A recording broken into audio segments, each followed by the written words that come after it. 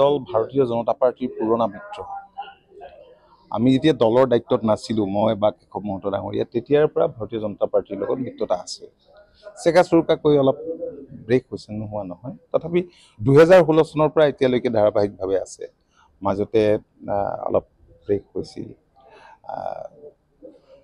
তো খুব ভালদৰে চলি আছে।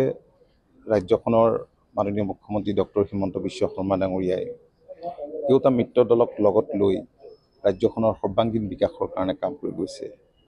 আমি সকলোৱে জানো যে মাননীয় প্ৰধানমন্ত্ৰীগৰাকীয়ে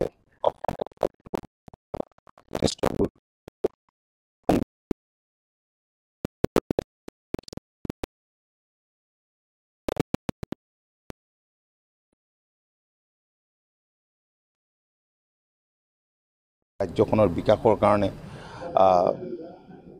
কেন্দ্ৰীয় গৃহমন্ত্ৰী অমিত শ্বাহ ডাঙৰীয়াই, তাৰ বাবে তেখেতক ধন্যবাদ আৰু কৃতজ্ঞতাও যাচিলোঁ। আৰু অসম গণ পৰিষদো এই যে ৰাজ্যখনত যি উন্নয়নৰ ধাৰা, এই ধাৰা অব্যাহত ৰখাৰ ক্ষেত্ৰত অংশীদাৰ হোৱাৰ যিটো সুযোগ পাইছোঁ, তাৰ বাবে